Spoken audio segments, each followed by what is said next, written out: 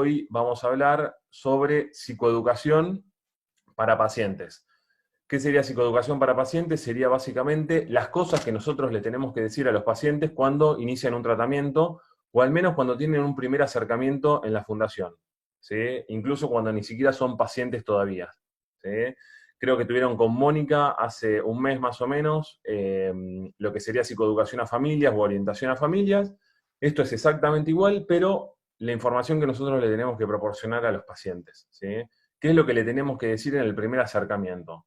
En una entrevista de admisión cuando están a punto de ser internados, o en una entrevista de admisión cuando están arrancando un tratamiento ambulatorio, o cuando arrancan un tratamiento ambulatorio propiamente dicho, o cuando uno se encuentra coordinando un grupo en comunidad, o cuando uno se encuentra coordinando un grupo por fuera de la comunidad para tratamientos, para pacientes que están en tratamiento ambulatorio, ¿sí? O sea, la idea es, tal vez algunas cosas son más específicas de un contexto o de un espacio que de otro, pero la idea es poder darles algunas herramientas o alguna guía mínima general sobre cómo poder abordar esta situación cuando uno tiene el primer acercamiento con el paciente, ¿sí? Cuando hablamos de psicoeducación, hablamos de la información que le tenemos que dar al paciente, ¿sí? Si bien nosotros tenemos el saber y el conocimiento teórico o técnico, la información se la tendríamos que dar, y esa es un poco la propuesta, se la tendríamos que dar con la apertura suficiente como para que el paciente no se sienta excluido, que no se sienta que le estamos hablando de una cosa que no tiene nada que ver con él. Por eso es súper importante cuando uno psicoeduca, ¿sí? No solamente bajar información, sino le daríamos guías e información bajada de internet o de donde sea, y eso no suplanta el trabajo que nosotros hacemos. Cuando uno da psicoeducación a los pacientes, tiene que hacerlo con una apertura lo suficiente como para que el paciente se sienta parte, ¿sí?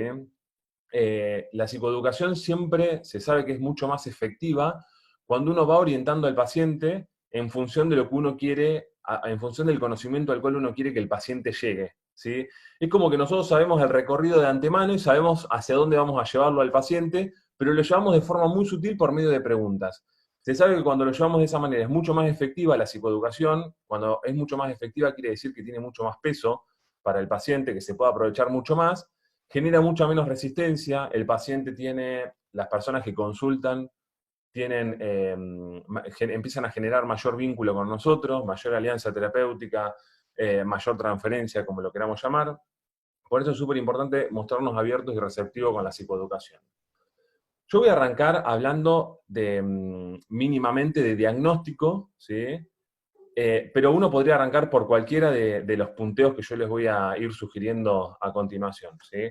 Yo les cuento un poco cómo es mi estilo, ¿sí? Que fui generando en estos años, pero no quiere decir que sea la forma en la cual uno tiene que encarar el primer acercamiento con el paciente, ¿sí? Uno podría arrancar tranquilamente por el final de lo que va a ser la charla del día de hoy.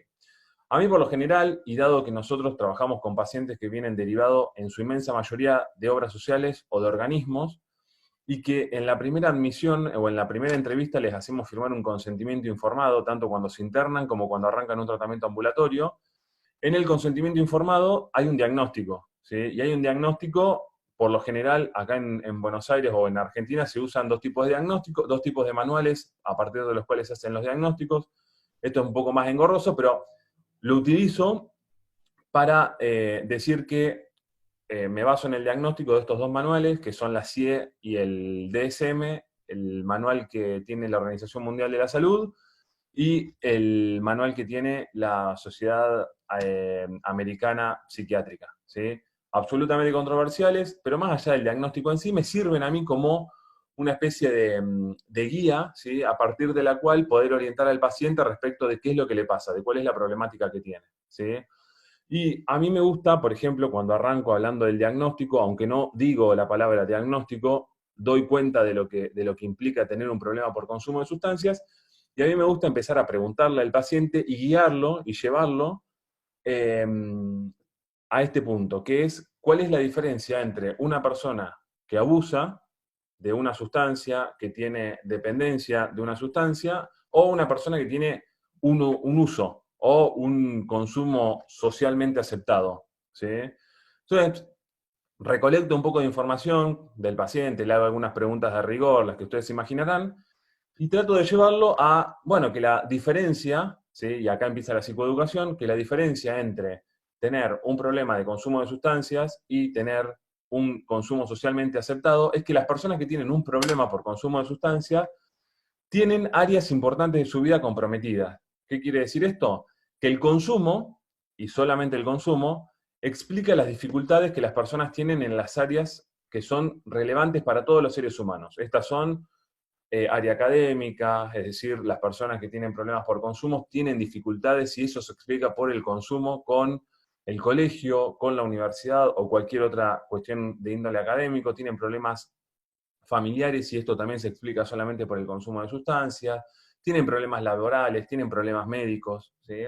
Entonces empiezo hablando de esta gran diferenciación que tiene que ver con que las personas que consumen de forma socialmente aceptadas no tienen estas dificultades o no ven comprometidas estas áreas importantes de su vida, y las personas que tienen un problema por consumo de sustancias sí ven comprometidas estas áreas. ¿Venimos bien? Hágame cada tanto un sí o no, todo lo contrario. Che, no estoy de acuerdo con lo que estás diciendo, se pudrió todo. Ok, gracias Noelia por permitirme el feedback.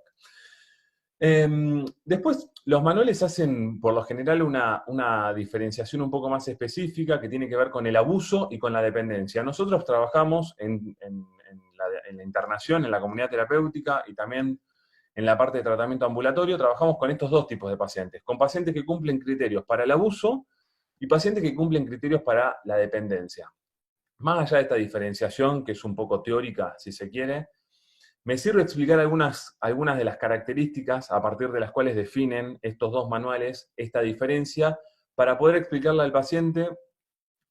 Pensé que Rubén me quería decir algo. Para poder explicarle al paciente de qué se trata la problemática que él tiene. Entonces empiezo hablando, por ejemplo, que en el abuso hay consecuencias negativas, ¿sí?, del consumo de esa sustancia, básicamente porque se establece un patrón disfuncional de consumo. Y esto genera dificultades para dejar de consumir, que es una de las características que cumplen todos los pacientes que tienen problemas de adicción. No pueden dejar de consumir, incluso a pesar de intentar dejarlo o de tener deseos de dejarlo. El consumo le trae problemas importantes en las áreas que antes describí. Las personas tienen problemas legales por el consumo de sustancias. Nosotros tenemos muchos pacientes que vienen derivados de organismos estatales, justamente porque cumplen con alguna situación o con algún régimen que los obliga desde el punto de vista legal, es decir, hay un juez interviniendo que los obliga, entre comillas, a hacer un tratamiento, entre comillas o no entre comillas. Y la gran diferencia entre el abuso y la dependencia es que en la dependencia sería una cuestión un poco de mayor gravedad, y además porque involucra componentes fisiológicos. Si el abuso es más de índole psicológico, en la dependencia ya está comprometida la parte fisiológica, es decir, el cuerpo. ¿Qué quiere decir esto? Básicamente que aparece la abstinencia. Entonces, en la dependencia, con lo que nos encontramos es con que hay una tolerancia al consumo. ¿Qué quiere decir esto? Que las personas, y yo se lo explico de esta manera al paciente, después de haber recolectado algo de información, le digo directamente, o hablamos, charlamos, pero trato de guiarlo hacia este objetivo, le digo directamente que, dadas las características de tolerancia que tiene el consumo, ¿qué quiere decir esto? Que el cuerpo se acostumbra a consumir una sustancia determinada, sea cual sea la sustancia. Uno necesita inevitablemente consumir mayor cantidad de sustancia a lo largo del tiempo o disminuir la frecuencia entre consumo y consumo, ¿sí? Entonces le voy preguntando, pero siempre lo voy llevando a que corrobore esta información que yo tengo. ¿Se entiende cuando les decía al principio respecto de cómo es la psicoeducación? Yo sé de antemano a dónde lo quiero llevar, pero lo llevo en conjunto conmigo, lo llevo en paralelo conmigo, ¿sí? No es que le digo de antemano, che, bueno, vos sos dependiente de la cocaína porque sino que de forma armónica, ¿no?, y de forma colaborativa lo voy llevando al objetivo que yo quiero llevarlo. Que genera tolerancia. Y otra cosa que suelo hacer mucho es usar muchos ejemplos y usar sí, como muchos ejemplos. Trato como de explicar las cosas y muchas metáforas. Muchos ejemplos y muchas metáforas para que no queden dudas. Yo suelo, por ejemplo, usar, cuando hablo de la tolerancia que generan las sustancias, suelo usar, por ejemplo, suelo usar el ejemplo de algunos antibióticos. Vieron que cuando somos chicos, por ejemplo, nos dicen que no abusemos de determinados antibióticos porque después, cuando nos enfermamos verdaderamente, el antibiótico no nos hace efecto. Bueno, yo uso un ejemplo muy parecido para hablar de qué significa que el cuerpo se acostumbra, qué significa la tolerancia. Entonces digo que sí, al principio uno necesitaba consumir una dosis X de una sustancia determinada, al cabo del tiempo, cuando se establece una adicción, cuando uno se vuelve dependiente de la sustancia, esa sustancia la tiene que multiplicar por 2 para consumir, y si consumía solamente los fines de semana, se empieza a consumir entre semana y semana. ¿Esto por qué se da? Bueno, se da porque porque el cuerpo y la mente además se acostumbró y necesitamos aumentar la dosis o la frecuencia para obtener el efecto psicológico deseado, sea cual sea el efecto psicológico deseado y sea cual sea la sustancia. ¿Sí? ¿Vengo bien? Ok. Sea cual sea la sustancia. Hay mucha controversia también respecto de, bueno, ¿qué pasa con determinada sustancia? Hay algunas sustancias que definitivamente nos asustan mucho más, ¿no? Escuchar hablar de consumo de heroína, por ejemplo, acá en Latinoamérica no se usa mucho, pero uno sabe las consecuencias negativas que eso tiene. Y tal vez el consumo de alcohol, como es una sustancia que está legalizada, que tiene un consumo masivo, etcétera, no nos preocupa tanto. También pasa algo similar, creo, con el consumo de marihuana. Sin embargo, estos manuales a los que yo hago referencia y el consenso internacional no hace una gran diferenciación respecto de una sustancia o de otra. ¿Sí? De lo que habla es justamente del consumo disfuncional. ¿Sí? Con lo cual, a priori, uno podría pensar que existen consumidores sociales de cualquier sustancia. ¿Sí? Y que la sustancia en sí no se vuelve problemática, excepto cuando uno tiene una conducta problemática o cuando uno tiene un manejo problemático con esa sustancia determinada. Y esto es cuando esta sustancia perjudica áreas importantes de nuestra vida. Y esta cuestión, primero que no diferencia, o sea, no tendría mayor gravedad tener un consumo problemático de cocaína, ¿no? Desde el punto de vista del diagnóstico al menos, que de marihuana. ¿Por qué? Porque todos cumplirían con el mismo criterio. Es decir, cualquier persona que necesita aumentar la dosis y que eso trae problemas para su vida, tiene un problema, sea cual sea la sustancia. Y también el hecho de no hablar de cantidades, los manuales diagnósticos no hablan de cantidades, es decir, que no importa tanto si uno consume X cantidad de gramos de determinada sustancia o X cantidad de gramos de determinada otra, también salga lo que se llaman diferencias culturales. Muchos pacientes dicen, bueno, yo vengo de una familia, y esto es típica, yo vengo de una familia donde siempre se consumió mucho alcohol. O un paciente a lo mejor que tenga otra nacionalidad, y en contraste con esta, con la argentina o con la uruguaya, dice, che, bueno, pero yo vengo de una cultura donde se consume mucha más cantidad de alcohol, lo cual es cierto. Por ejemplo, se sabe por estudios que en Latinoamérica los paraguayos consumen mucha más cantidad de alcohol, por ejemplo, que los argentinos, ¿sí? Sin embargo, no hay más cantidad de alcohólicos que en Argentina. ¿Y esto por qué? Porque, de nuevo, no importa tanto la cantidad que uno consuma para el diagnóstico, sino que lo que importa es este patrón que se establece disfuncional de consumo. ¿Sí? Y uno ahí es donde tiene que hacer énfasis. Los pacientes por lo general nos quieren llevar a, che, bueno, pero yo reduje la cantidad, empecé a consumir la mitad. Entonces uno agarra y le dice, ¿no? Confrontándolo o de forma psicoeducativa, le dice, bueno, redujiste la mitad de la cantidad, pero sin embargo seguís teniendo problemas, la misma cantidad de problemas que cuando arrancaste, o que cuando consumías el doble. ¿Sí? Acá hay otra persona que no la había visto. Continúo. Otra de las cuestiones claves a poder charlar de manera psicoeducativa, de forma orientativa con los pacientes, es la cuestión de la tolerancia. Cuando hay dependencia, cuando una persona es dependiente de una sustancia, siempre tiene un componente fisiológico y esto siempre se manifiesta por medio de la abstinencia. ¿Sí? Los pacientes por lo general siguen consumiendo las sustancias con las que tienen problemas porque tienen dificultades para hacerle frente al síndrome de abstinencia. ¿Eh? Y este es un punto súper importante a tenerlo presente. ¿Por qué? Porque es lo que nos va a permitir trabajar con el paciente, lo que implica poder hacerle frente al síndrome de abstinencia. Y además, porque la abstinencia, de hecho los manuales diagnósticos hacen, estoy hablando mucho de manual diagnóstico, les prometo ya terminar con este tema, porque sé que es la parte, es como bastante engorroso. Y Andrea, que recién se conectó, te digo, en cualquier momento me podés interrumpir y me podés levantar la mano, mandar un chat o desmutearte y hacer cualquier comentario que se Bueno, te cruce por la mente. Bienvenida. bueno, muchas gracias. No, de nada. Los pacientes, los manuales diagnósticos, perdón, hablan de que cuando uno tiene abstinencia, ¿sí? Para que efectivamente la persona deje de cumplir con los criterios para la dependencia de una sustancia determinada, es decir, para que deje de tener el problema desde el punto de vista del diagnóstico, los pacientes no deberían suprimir el síndrome de abstinencia con otra sustancia o con otra conducta. Entonces, cuando hay dependencia, es decir, cuando a nosotros nos llega un paciente dependiente de una sustancia determinada, que esto involucra un componente fisiológico, los pacientes siempre tienen abstinencia. Los manuales diagnósticos que dicen que ese paciente no debería suprimir el síndrome de abstinencia. ¿Para qué? Para que deje de tener el problema. Pero además nos dice, che, ojo, hay que estar atentos porque este paciente, en el intento de suprimir el síndrome de abstinencia, puede irse a consumir otra sustancia, y esto lo especifica bien claramente. ¿Por qué? Porque muchos pacientes en el intento de dejar una sustancia, por ejemplo, en el intento de dejar el consumo de cocaína, empiezan a consumir una sustancia distinta, por ejemplo, alcohol. ¿Para qué? Para suprimir el síndrome de abstinencia. ¿Para qué? Para hacerle frente al malestar que le genera no consumir cocaína en este caso, en el caso del ejemplo. ¿Sí?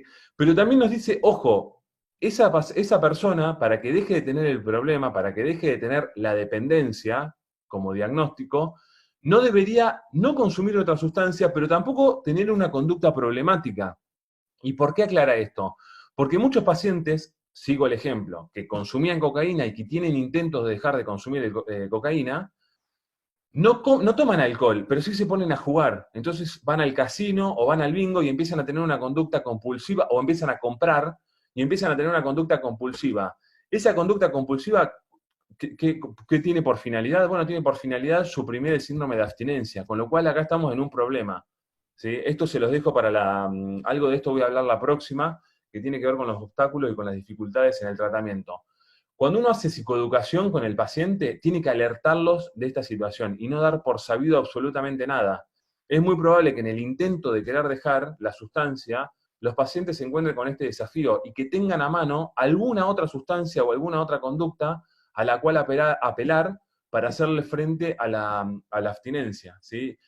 Uno, en la psicoeducación, ¿sí? Primero que abre la puerta para poder trabajarlo en las sesiones siguientes, si estoy hablando de terapia, ¿no? De terapia individual, pero podría ser tranquilamente en un grupo, podría ser en una entrevista de admisión, podría ser en una charla en la comunidad o en cualquier otro contexto, ¿sí?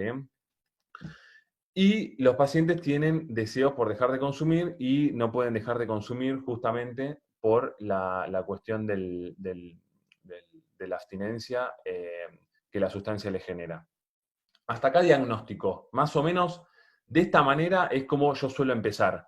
La verdad que, de nuevo, esto depende mucho del estilo de cada uno de los terapeutas y de cada uno de los operadores. ¿Sí? Yo soy partícipe de que cada cual tiene que formar su estilo en función de cómo se sienta cómodo. ¿Sí? Pero me parece que es importante, ¿se me escucha bien? Me marca internet débil. ¿Se me escucha? Se escucha bien. Se escucha bien, perfecto. ¿Se escucha bien? Sí. Ok, gracias. Digo, cada cual tiene que formar su estilo y ver de qué manera se siente más cómodo. Pero me parece importante, por ejemplo, hacer un punteo de por qué la persona está en tratamiento, ¿sí? Y por qué se eligió ese tipo de tratamiento, además. ¿En función de qué? Bueno, en función del diagnóstico. ¿Sí? El diagnóstico es como algo bastante objetivo. Uno puede entrar en Internet, más allá de estar de acuerdo o desacuerdo con quién determina ese diagnóstico, uno puede entrar en Internet y puede leer algunas características y el paciente puede decir, sí, bueno, definitivamente me representa a mí esto, y por lo tanto necesito un tratamiento. ¿Sí? Hay mucho prejuicio respecto de la cuestión psicológica o de la cuestión psiquiátrica, ¿sí? Pero de la misma manera que uno tiene un dolor en el estómago, bueno, y digo, un diagnóstico implica determinar si eso se debe a que tenés, no sé, una gastroenteritis, o si tenés otra cosa, otra cuestión de otra índole, ¿no? Y bueno, y en función del diagnóstico también es el tratamiento. No es lo mismo el tratamiento para una gastroenteritis que si tenés una hernia en el estómago, ¿se entiende? Digo, bueno, en función del diagnóstico también es que elegimos el tratamiento. Hasta acá, ¿cómo venimos? ¿Alguna pregunta de diagnóstico, alguna sugerencia, alguna crítica? ¿Nada? ¿Se entiende más o menos de lo que estoy hablando o medio chino? ¿O voy muy rápido? ¿O no suelo tener una forma de hablar muy armónica, ¿no? Con lo cual voy, vengo y tengo como algunas dificultades en el lenguaje que espero que no queden demasiado manifiestas, así se puede entender mínimamente lo que le quiero transmitir.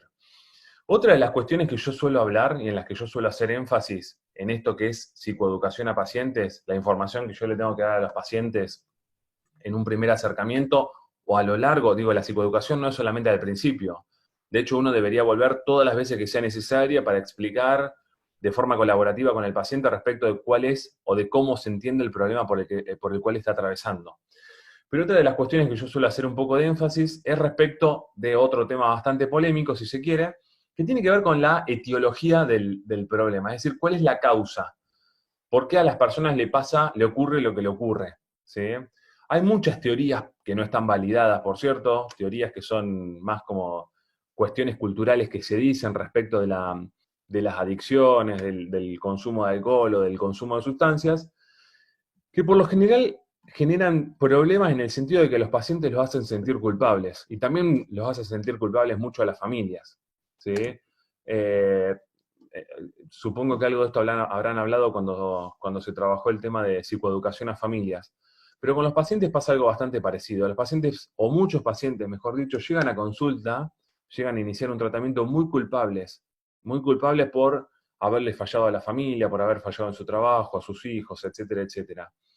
Y la verdad es que lo que conocemos del consumo de sustancias, de las adicciones, es que no hay una sola causa que explique el por qué una persona se vuelve adicta o no a una sustancia determinada. ¿Sí? Es un problema multicausal, es un problema complejo y además multicausal. Definitivamente hay un componente biológico, ¿sí? Y esto está bastante estudiado en las personas que fueron alcohólicas, ¿sí? Se sabe, por ejemplo, que hijos de padres alcohólicos tienen mayor probabilidad de ser alcohólicos que hijos de padres no alcohólicos, y esto claramente habla de que hay un componente biológico en juego. Algunos estudios algunos estudios que se hicieron con electroencefalograma hablan de un potencial de acción. El potencial de acción es la descarga eléctrica que genera la neurona. Se sabe que hay un potencial de acción que se llama P53, que está diferente del resto de las personas en aquellas cuyos padres son alcohólicos, y esto parecería explicar, pero bueno, son todos estudios, no hay nada como demasiado concreto, pero sí se sabe, por ejemplo, que en el tema del alcoholismo hay una cuestión biológica que se pone en juego. Sin embargo, no es el único componente. E incluso hay un montón de casos, seguramente ustedes conocen alguno, de personas cuyos padres fueron alcohólicos o son alcohólicos y el hijo no desarrolló alcoholismo, ¿sí? ¿Por qué? Bueno, justamente por esto que decía antes, porque la enfermedad del alcoholismo o la drogadependencia se explica de forma multicausal. Decírselo así enfáticamente al paciente ayuda muchísimo a que puedan sentirse más aliviados, a que puedan suprimir al menos mínimamente la culpa que les genera haber fallado, ¿sí? Y además que pueda combatir ciertas teorías absolutamente falaces que se tienen. Hay un componente biológico, sin lugar a dudas, pero también hay un componente cultural. No da lo mismo haber nacido en 1980 en, no sé, en Emiratos Árabes, donde estaba absolutamente prohibido, o haber nacido en Estados Unidos en la ley seca, donde estaba absolutamente prohibido el consumo de alcohol, que haber nacido en Montevideo o haber nacido en Buenos Aires, ni que hablar que haber nacido en Río de Janeiro, ¿no? En el 2020, ¿no? Donde claramente la probabilidad de consumo y la chance de que cada una de esas personas pueda toparse con el consumo es infinitamente mayor. Con lo cual el componente cultural, de nuevo, no es lo mismo haber nacido en un país oriental que haber nacido en un país occidental. El componente cultural es determinante. ¿Explica por completo el consumo? No, pero es una variable más que incide y hay que tener en cuenta. Y también cuestiones psicológicas, solo para nombrar algunas. Cuestiones psicológicas, ¿qué quiere decir? Bueno, no es lo mismo una persona, por ejemplo, que tiene muy baja tolerancia a la frustración, a personas que tienen una mayor capacidad para hacerle frente a situaciones adversas de la vida. Entonces, no hay un solo componente que explique el por qué una persona se vuelve adicta a una sustancia, y esto uno lo tendría que trabajar con el paciente, ¿sí? de nuevo, de forma psicoeducativa, recolectando previamente información sobre cuáles son los supuestos que esa persona tiene respecto del por qué es adicto, del por qué es alcohólico o del por qué tiene un problema con consumo de sustancias. ¿Hasta acá? Eso yo lo denomino etiología, etiología multicausal, ¿sí? Es decir, explicarle al paciente por qué le pasa lo que le pasa, ¿sí? Otra de las cosas que yo suelo hacer con los pacientes es explicarles, de nuevo, de manera psicoeducativa, de forma colaborativa, respecto de la teoría que yo tengo, habiendo recolectado información, explicarle respecto de la teoría que yo tengo sobre cómo interpreto, sobre cómo entiendo la problemática que a él le ocurre, ¿sí? Que a él le acontece, que al paciente le acontece, ¿sí?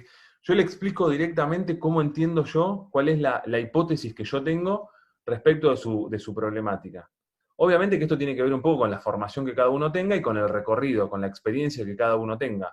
Y cada uno de nosotros, de hecho estoy absolutamente convencido, y esto me parece lo más rico y lo más interesante del laburo interdisciplinario, seguramente cada uno de nosotros tenga una hipótesis o una teoría diferente sobre cómo explica la adicción, ¿sí?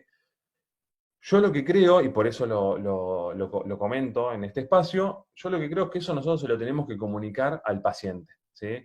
Yo, por ejemplo, suelo hablar de que una de las hipótesis o una de las teorías que yo tengo sobre cómo se genera la adicción tiene que ver con un componente de aprendizaje, ¿sí? Entonces le digo que nuestra mente aprende ciertos hábitos que resultan beneficiosos, ¿sí? Por ejemplo, le digo, y además trato de relacionarlo con la economía del cerebro, ¿sí? Nuestro cerebro es 100% económico. Todas las cosas que nosotros aprendemos, todos los hábitos que incorporamos, tienen como finalidad ahorrar como mínimo energía. ¿Qué quiere decir esto?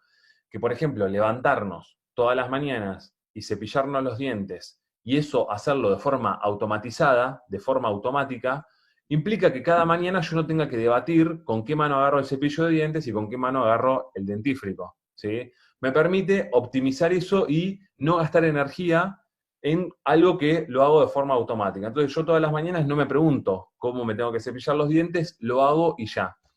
De la misma manera que no me pregunto cómo cepillarme los dientes cuando me levanto, las personas que generan o que tienen una adicción no se preguntan por qué tienen que consumir en determinado contexto. Lo aprendieron. ¿Por qué? Porque en algún momento de sus vidas eso fue beneficioso. Y esto dependerá de cada paciente en particular. Pero acá lo que estoy dándole cuenta, de lo que estoy dando cuenta, es de la teoría que yo tengo respecto del problema por el cual ellos están haciendo consulta, del problema por el cual ellos están en tratamiento, ¿sí? Y la teoría que yo estoy evocando en este momento es una teoría conductual, es una teoría de aprendizaje. Entonces le explico, a vos te pasa lo que te pasa, ¿por qué? Pongo un ejemplo cualquiera, esto en función de los datos que el paciente me da previamente. ¿Por qué? Bueno, porque en la adolescencia empezaste a consumir alcohol, porque eso te permitía desinhibirte, porque eso te permitía tener una mayor ligereza en lo que respecta a las cuestiones sociales, ¿sí? Y a lo mejor te permitía coquetear con el sexo que te atraía, y tu cerebro y tu mente aprendieron que en ese contexto, en contextos donde vos te sentís, por ejemplo, cargado emocionalmente o te sentís presionado socialmente, consumís alcohol, tu cerebro aprendió eso y se instauró una adicción a partir de ese aprendizaje. ¿Esto explica absolutamente toda la complejidad del aprendizaje, del consumo de sustancias? Claramente no. Pero sí me permite poder entender un poco, y al paciente le permite poder entender por qué tiene un problema de adicción, al menos en parte, ¿sí? Y también ayuda a combatir ciertas ideas absolutamente ilógicas que se tienen respecto del consumo. Por ejemplo, muchos pacientes creen, o muchas personas creen, que se volvieron adictas por un hechizo gitano o por un hechizo de una brujería, cosas por el estilo. Aunque les parezca mentira, esto pasa muchas veces. Poder discutir con el paciente este tipo de cuestiones hace que uno pueda combatir ideas absolutamente ilógicas que se tienen con respecto al consumo de sustancias, ¿sí? Y además, cuando yo hablo del aprendizaje, cuando hablo de este aspecto conductual, aunque yo podría hablar de cualquier teoría, ¿sí? O le podría explicar al paciente de cualquier manera por qué le pasa lo que le pasa, de nuevo, en función de la experiencia que cada uno de ustedes tengan, o en función de la teoría de la formación que cada uno de ustedes tengan. También a mí me pasa, me resulta, que cuando le explico desde el punto de vista conductual el por qué se volvieron adictos a una sustancia determinada, cuando hablo del aprendizaje, también hablo que el cerebro aprende, así como aprendemos a cepillarnos los dientes, el cerebro aprende que en determinado contexto uno tenga que consumir una sustancia determinada. Entonces, esto me permite machear también, sobre todo en unas primeras entrevistas, la importancia que tiene romper con el círculo con el que se venía dando el consumo. ¿Qué quiere decir esto? Si una persona históricamente consumía en una discoteca, o en un boliche, o en un bar, es probable que el cerebro haya aprendido que en ese contexto, en un bar, en un boliche o en una discoteca, hay que consumir. Y es muy probable que al principio, cuando el paciente no cuente con los recursos o con las herramientas que nosotros le damos como institución, es probable que si se expone a una situación semejante, el cerebro le vuelva a gatillar la conducta de consumir o le vuelva a gatillar el deseo de consumir. ¿Por qué? Porque el cerebro lo aprendió de esa manera. Y como todo aprendizaje, para romperlo hay que instaurar un aprendizaje nuevo y eso lleva tiempo. Esto también me permite explicar por qué es importante no concurrir a ciertos espacios que están relacionados con el consumo, pero también me permite, por ejemplo, discutir con el paciente por qué es importante no frecuentar y no estar en contacto con ciertas personas que están relacionadas con su historia de consumo, no con la historia general. Esto es súper importante, diferenciar lo general, más allá de que nosotros sabemos de que todos los pacientes que están en tratamiento no pueden ver gente que consume, nosotros se lo tenemos que llevar a la historia personal de cada uno de ellos, y esto lo hacemos con la información que ellos nos suministran, que los pacientes nos suministran. Pero en este punto es súper importante, por ejemplo, explicarles por qué no pueden ver a las personas con las que históricamente se relacionaron para consumir. Básicamente porque el cerebro ahí, la mente, aprendió que con esas personas se gatilla automáticamente la respuesta de consumo. Y es muy probable que eso suceda ni bien uno arranca el tratamiento y que lleve un tiempo desarticular, si es que en algún momento se consigue. Esto no es que decírselo, pero si es que en algún momento se consigue, lleva un tiempo desarticular, ¿sí?, este aprendizaje. Como mínimo hay que instaurar un aprendizaje nuevo, ¿sí? Esto también pasa con el sexo. Hay personas que tienen ligadas absolutamente el consumo de una sustancia, por ejemplo, en la mayoría de los casos se da con el consumo de cocaína, con las relaciones sexuales. De hecho, no en Manantiales, pero sí en otros programas, sobre todo en programas estadounidenses, el programa de abstinencia es de abstinencia de sustancias y de alcohol y también abstinencia de relaciones sexuales. Con lo cual, y esto tiene que ver también con que comparten un mismo sustrato cerebral y que está relacionado con la zona del placer en el cerebro, pero que tiene un mismo sustrato cerebral. ¿Qué quiere decir esto? Que muchas personas, por ejemplo, cuando tienen relaciones sexuales, el cerebro aprendió que en ese contexto tienen que consumir, ¿sí? Y en ese contexto, cuando están coqueteando, cuando están en un plan de conquista, o cuando están próximos a tener relaciones, o cuando efectivamente las tienen, ahí el cerebro, o la mente, como lo queramos decir, gatilla la respuesta la respuesta de consumo. ¿Por qué? Porque se instauró un aprendizaje. Y esto es súper importante que el paciente lo tenga en claro, porque muchas veces no entiende por qué consume en determinados contextos o con determinadas personas. Explicar, por ejemplo, como lo hago yo, la teoría conductual, o a explicar algo de la teoría del aprendizaje, me permite articular un montón de cuestiones. Gente, está a un minuto de cortarse. ¿Les parece que corte sesión? Y que si tienen alguna pregunta la retomamos en la sesión de ahora y arrancamos con las preguntas que puedan tener o con las sugerencias o con los comentarios que me quieran hacer. ¿Sí? Corto sesión y vuelvo a iniciarla inmediatamente. Me quedaba decir, ¿se acuerdan que estábamos hablando de que yo utilizo una teoría más relacionada con el aprendizaje o más conductual para poder explicar un poco lo que les pasa al paciente? ¿Sí? De la misma manera, yo explico me baso en esta teoría para poder hablar un poco de lo que ocurre con el alcohol. Muchos de los pacientes que nosotros recibimos no tienen problemas por consumo de alcohol. Sin embargo, el alcohol es problemático en el tratamiento en todos los pacientes.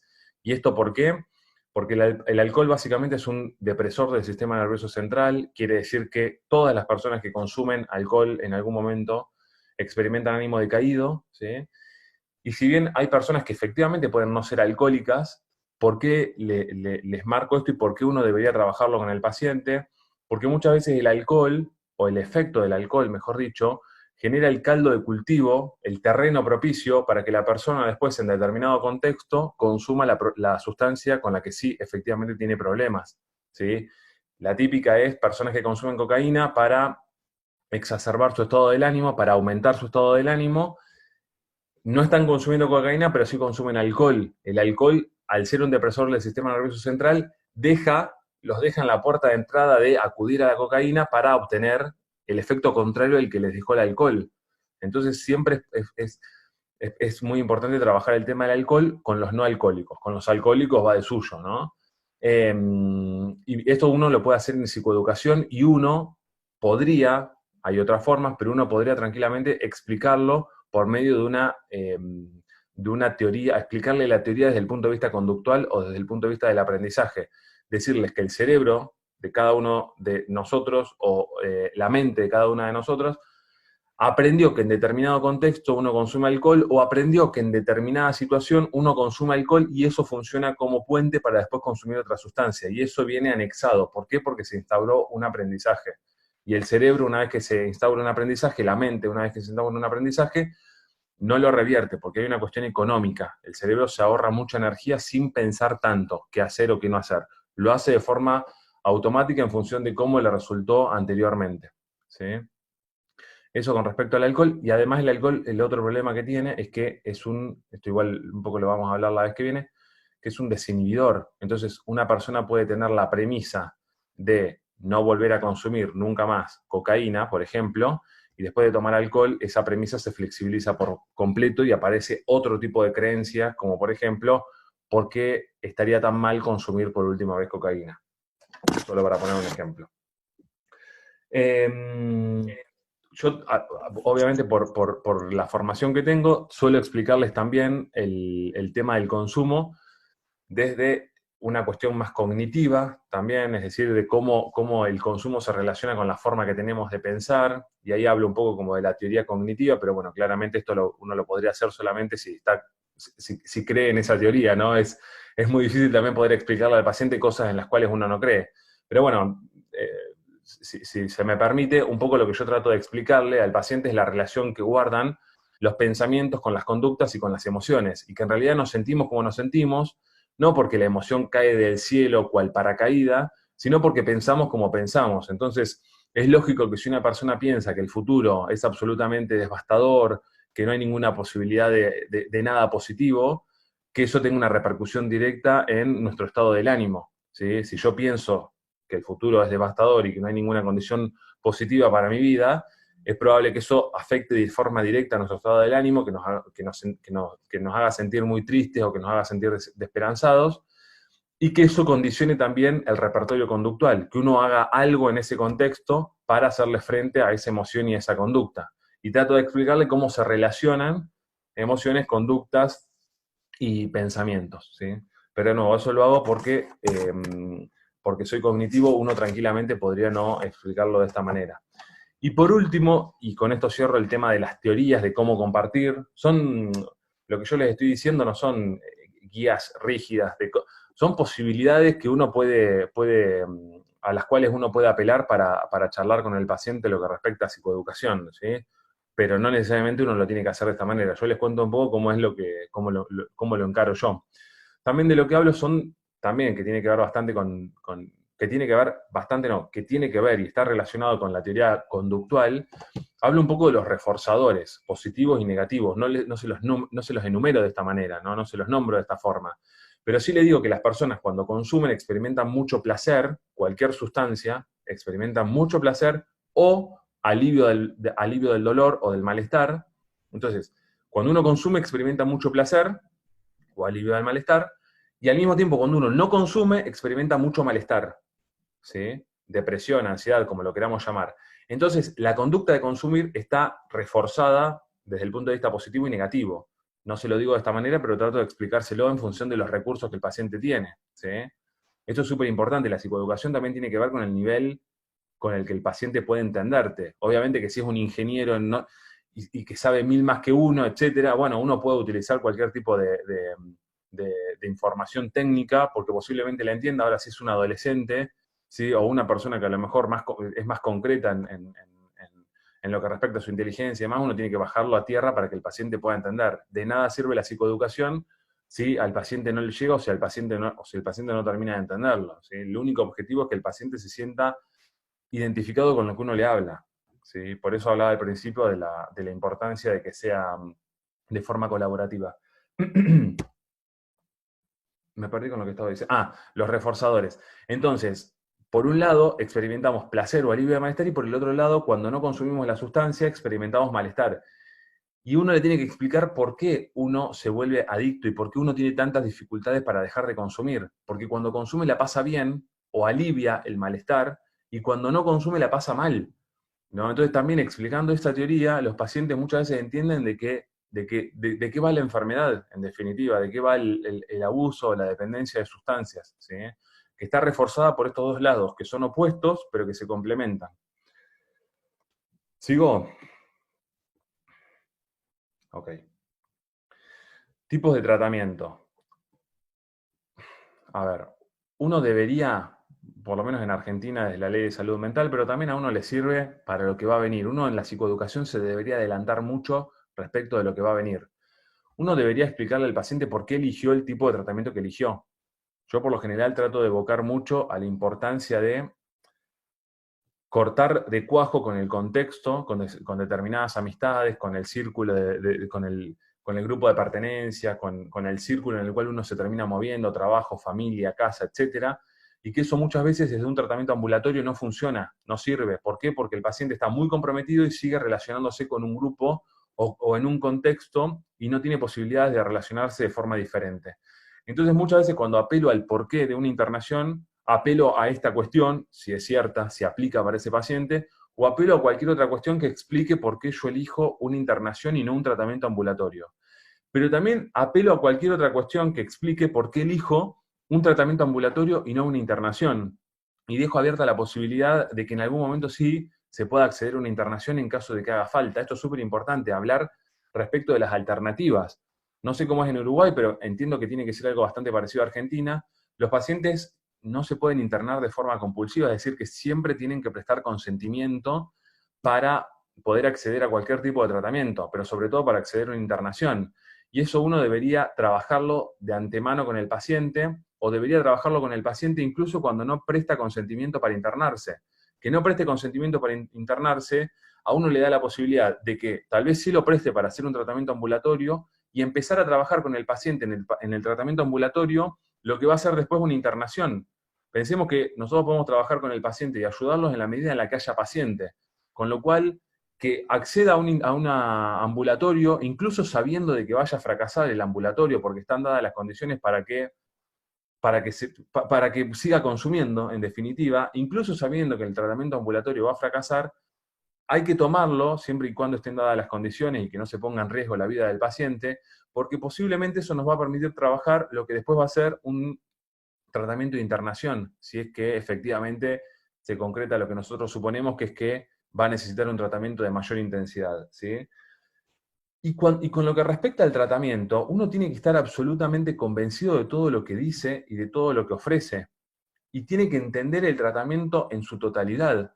A mí me ha pasado trabajar a lo largo de estos 8 años en Manantiales con colegas, sobre todo en la parte de internación, que no entendían algunas cuestiones que eran claves del tratamiento de internación. No entendía por qué los pibes tenían que confrontar. No entendían por qué los pibes tenían que, o los operadores, o el jefe de la casa, ahora no me acuerdo bien cómo era la cuestión de las escalas, por qué tenía que tomarle el registro de pensamientos, emociones 4 o 5 veces al día. ¿Sí?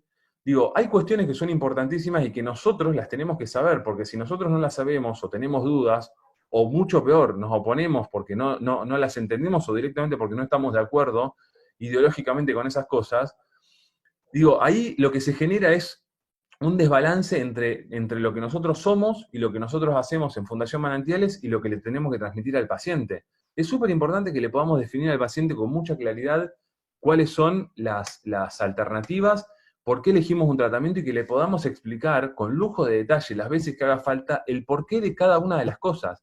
el por qué es importante que no manejen dinero, el por qué es importante que no se relacionen con el grupo de pertenencia, el por qué es importante que tengan visita cuando están internados solamente los fines de semana, o cualquier otra cuestión o cualquier otra sugerencia que el paciente tenga.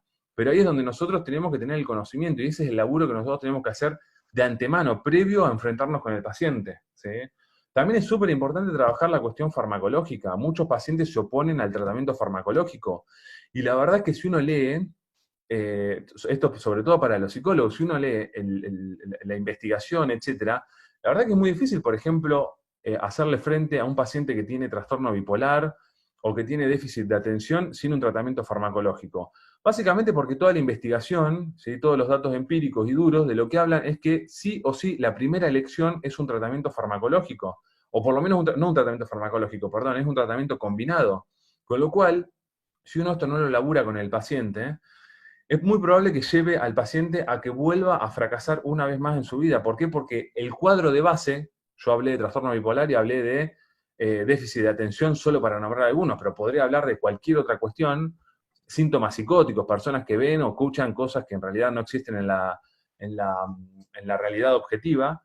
Digo, si uno no hace un tratamiento combinado, es probable que el paciente lo lleve a un fracaso y que eso implique posiblemente un abandono de tratamiento y perder al paciente y perder la oportunidad de ayudar a ese paciente, ¿sí? Por eso me parece súper importante.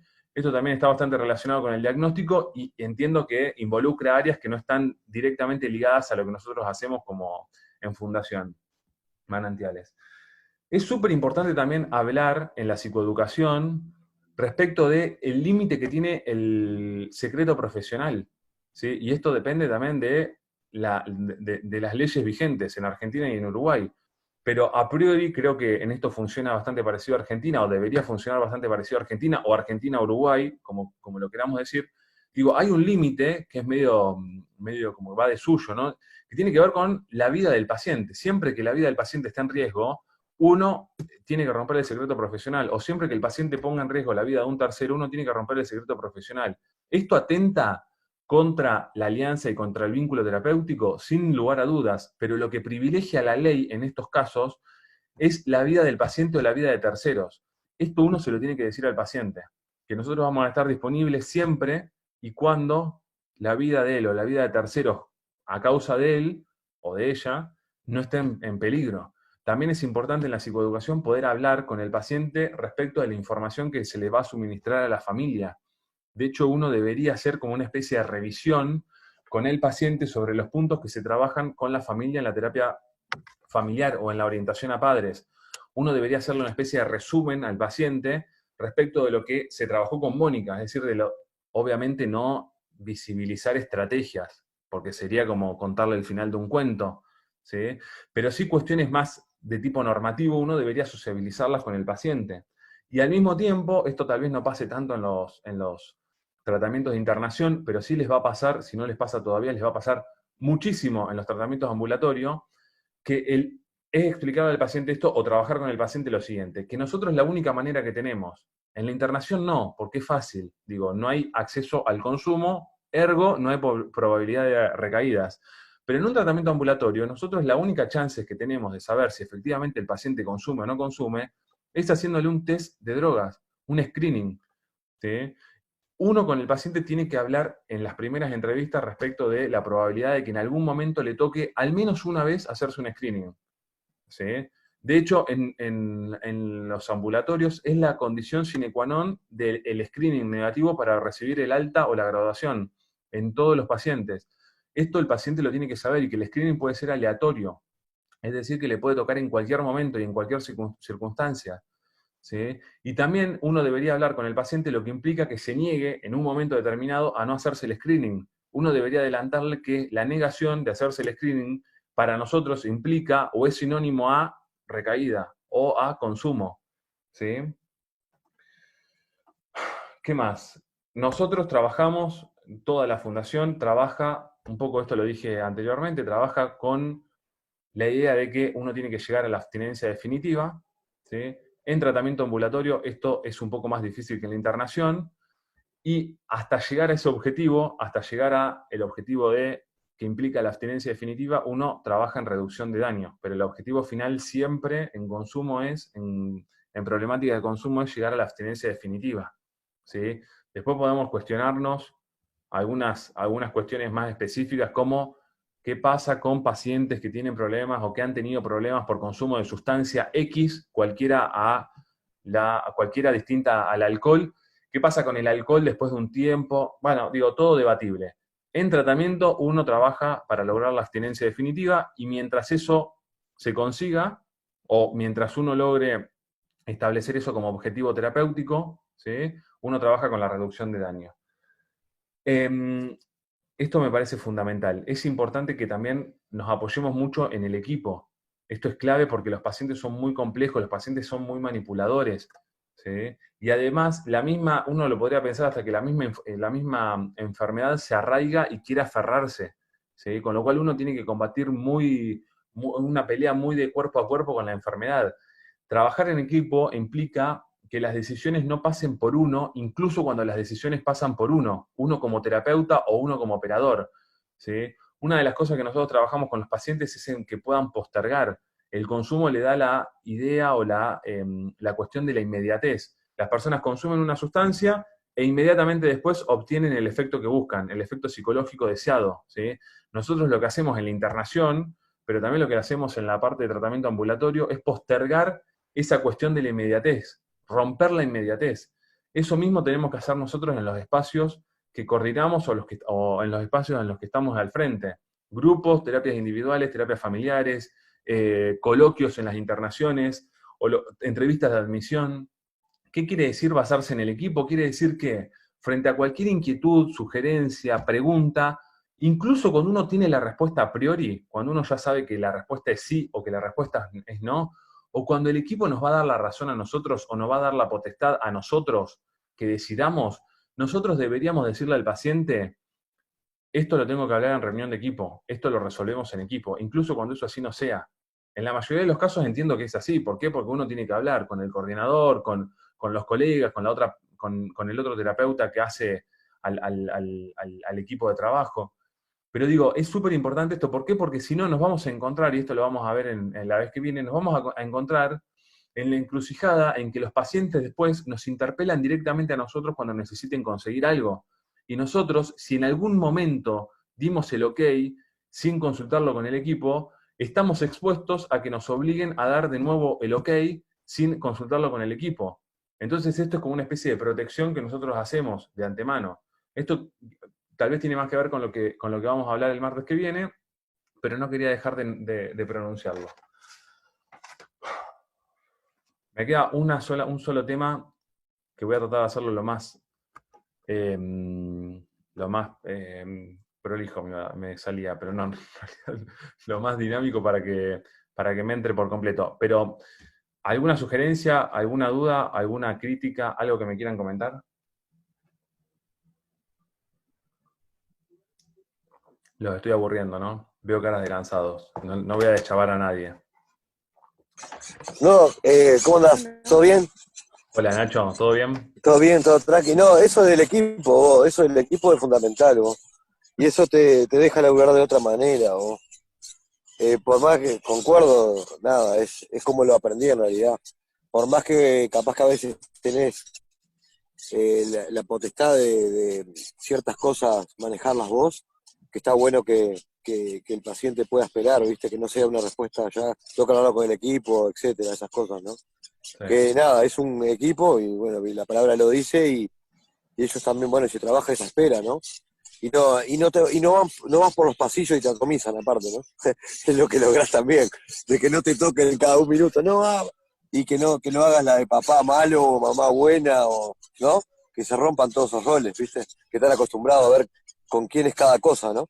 Que bueno, que la persona con conductas adictivas ya viene con eso arraigado, ¿no? Él sabe con quién, dónde, cuándo y por qué. Es romper todo eso. Nada de eso. Totalmente, sí, coincido, comparto. Gracias Nacho por el comentario. Vamos arriba. Che, algo que siempre me llamó la atención poderosamente desde que vi a los primeros pacientes que tienen problemas de consumo es poder entender por qué un paciente determinado puede hacerle frente al deseo de consumir sin consumir en un contexto, por ejemplo, cuando están en una situación determinada y no tienen acceso a la sustancia, y al mismo tiempo no pueden hacerle frente a ese deseo y el deseo los derriba, ¿sí? Es decir, tienen que ceder al deseo en otro contexto determinado. Eso me llamó poderosamente la atención siempre. Es decir, ¿por qué en algunas circunstancias las personas tienen el poder y la capacidad de no consumir cuando tienen deseo de consumir? ¿Y por qué en otros contextos tienen esa pérdida de fortaleza y efectivamente terminan consumiendo? ¿Sí? Voy a tratar de responder un poco esta pregunta. ¿Sí? O sea, ¿por qué en algunos contextos sí y por qué en algunos contextos no? La pregunta me la hago porque, bueno, porque si es la misma persona y si pudo hacerle frente en un contexto determinado, quiere decir que tiene capacidad para hacerle frente ahí, más allá de lo fuerte que sean las ganas, ¿sí? De consumir o lo fuerte que sea ese deseo por consumir. ¿Por qué a veces sí y por qué a veces no? ¿Sí? Esto en la bibliografía, cuando trataba de estudiar, esto habla, se lee mucho, tal vez en algún momento lo hablaron, pero la traducción es deseo irrefrenable por consumir. Se habla de craving. Mi inglés es pésimo, literalmente pésimo.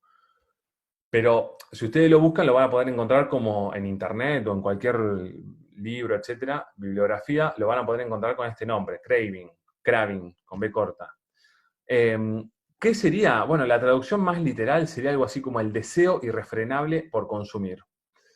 Uno tiene que entender esto. O sea, yo me digo a mí mismo, yo tengo que entender esto y tengo que tratar de transmitírselo al paciente.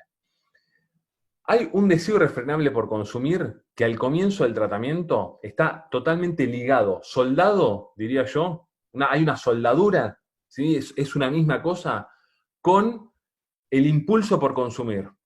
¿Sí? Entonces, hay un deseo irrefrenable por consumir que tiene que ver con una cuestión interna, fisiológica, ¿sí?